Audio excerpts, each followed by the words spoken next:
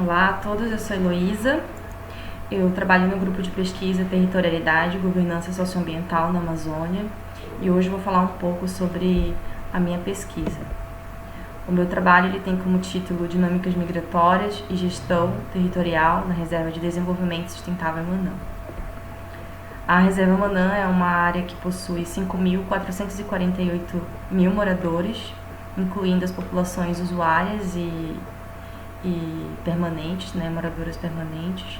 Possui 1.061 famílias que são distribuídas em um território de 2.350.000 hectares, com uma densidade populacional de 0,23 habitantes por quilômetros quadrados. Então aqui a gente percebe que é uma densidade muito baixa e já dá para ter uma dimensão de como que essa população se distribui nesse território.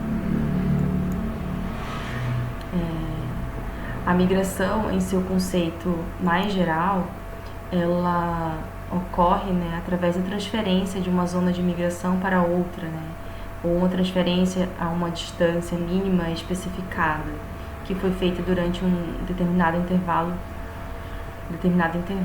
de migração, que implicou mudança de residência. Então, a migração, ela implica uma troca de residência em um determinado período de tempo. Então, esse é como a gente entende a dinâmica, os movimentos migratórios. Mas, quando a gente vai falar de migração em unidades de conservação, dentre os fatores relacionados à dinâmica, a gente percebe que dentre os fatores relacionados à população em áreas protegidas, a migração ela foi a maior fonte de estresse para algumas áreas protegidas. E esse fator de estresse está relacionado a alguns aspectos, como projetos de conservação, que podem estar atraindo as pessoas para a borda dessas áreas, e isso tem influenciado no crescimento populacional no entorno dessas unidades que têm sido analisadas por esses autores. E isso faz com que as pessoas sejam caracterizadas como uma das principais ameaças ao sucesso da conservação em áreas naturais. Mas quando a gente pensa nessas referências para a nossa realidade, a gente percebe que tem uma diferença muito grande se a gente considerar que muitas dessas áreas analisadas nessas pesquisas elas fazem parte de um território de lugares em que o crescimento populacional já se tornou uma problemática para as unidades de conservação, por elas estarem muito próximas aos centros urbanos e também serem alvos de conflitos fundiários. E a gente percebe também que muitos estudos que abordam a relação de migração em unidades de conservação estão muito mais direcionados aos aspectos ambientais e de conservação, e remete muito mais ao impacto desses fenômenos, desse fenômeno para o ambiente, e não consideram as questões sociais que ocorrem, que decorrem desse fenômeno. E há uma certa carência de pesquisas relacionadas à migração em unidades de conservação que se debrucem sobre essa perspectiva da migração a partir das mudanças sociais. Então, nesse trabalho a gente foge um pouco desse conceito mais fechado de migração e a gente trabalha com a perspectiva de mobilidade espacial da população, que é entendida a fenômenos que está relacionada a fenômenos que podem envolver tanto a migração, considerada como a mudança de lugar de residência, como os momentos diários, entre os quais os mais conhecidos são os pendulares.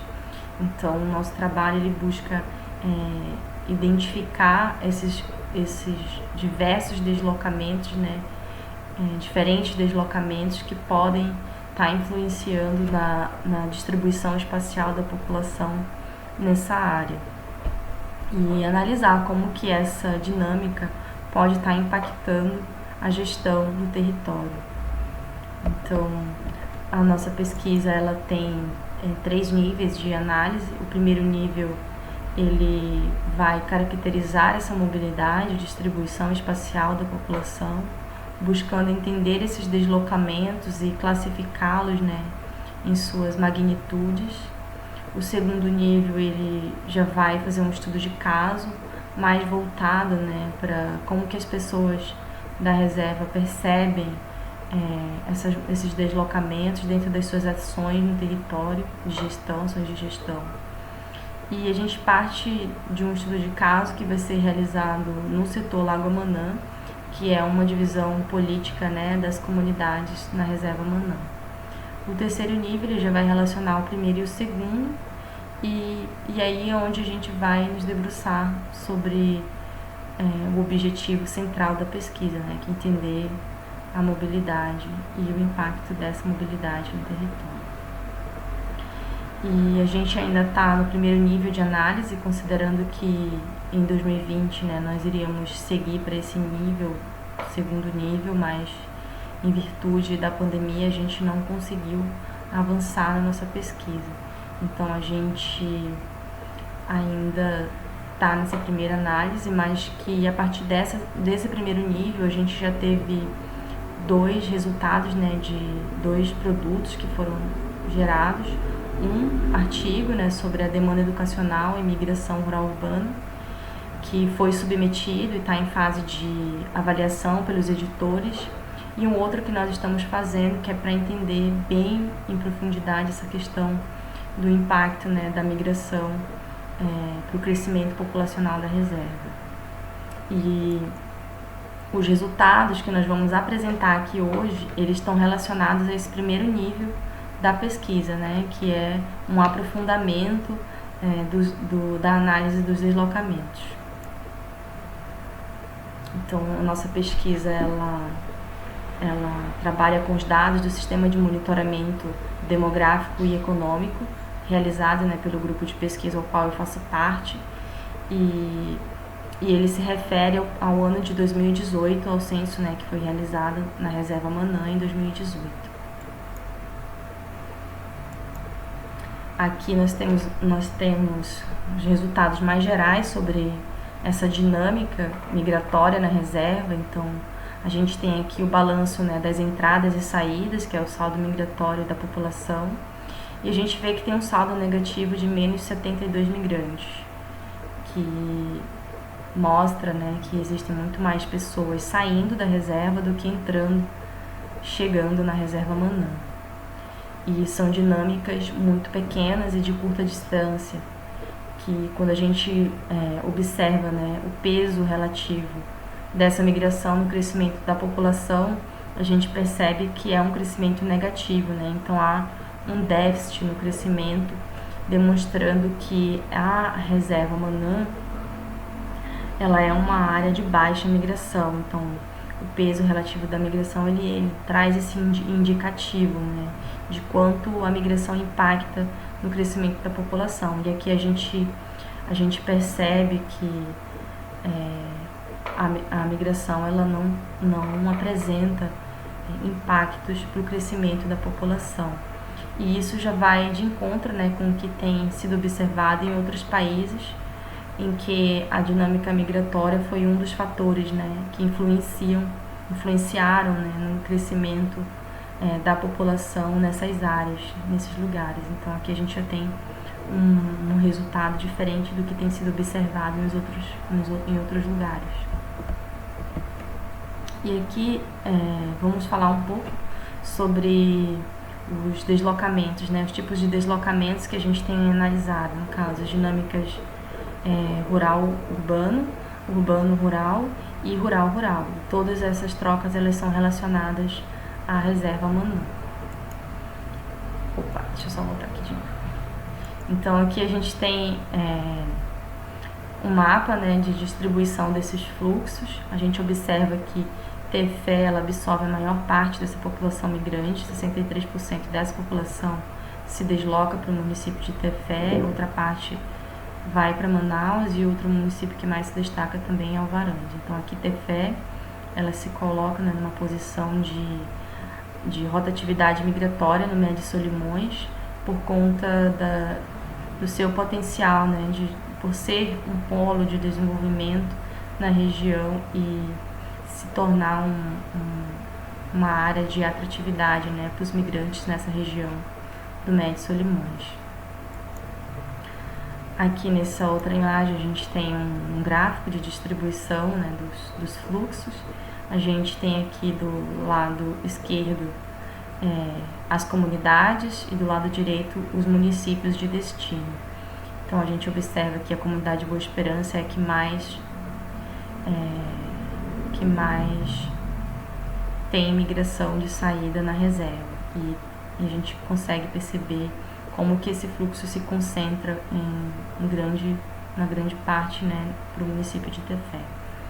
E esses migrantes, eles são 30% jovens, a faixa etária deles é de 15 a 19 anos, dessa população que está saindo da reserva, 58% de mulheres e 49% dos motivos dessa migração decorre dos fatores educacionais. E é isso aqui que foi o que resultou, né, em um dos nossos trabalhos sobre a demanda educacional. A partir dessa motivação, né, para a saída da reserva que a gente está querendo publicar esse texto aí e análise nessa revista. Então aqui a gente tem o fluxo inverso, dinâmica rua urbana para a reserva Manã. E o que a gente observa é que as pessoas que estão chegando na reserva, elas também estão vindo, né, de Tefé. Aqui a gente não consegue perceber se essa migração ela é de retorno, mas a gente classifica como chegada. Então a gente percebe que Tefé se destaca novamente como uma área de troca intensa, né, de migração com a reserva Manã. E aqui a gente tem os deslocamentos novamente para mostrar como que as pessoas se distribuem nas comunidades, mostrando que tem uma migração muito pequena para essas áreas. A média, né, de população que chega na comunidade é de 4 pessoas por comunidade, né? Então é um fluxo muito pequeno, não tem uma concentração. E a maioria dessa população que está chegando é jovem também, de 10 a 14 anos, no caso aqui é 20%, né, adolescente, 61% de homens e 29% dos fatores motivacionais para a chegada são o matrimônio. Mas quando a gente observa esses fatores aqui por sexo, né, desmembra eles por sexo, a gente percebe que o peso, né, o que dá peso a esse fator aqui são as motivações das mulheres. Então as mulheres chegam na reserva para casar, ou casadas, né?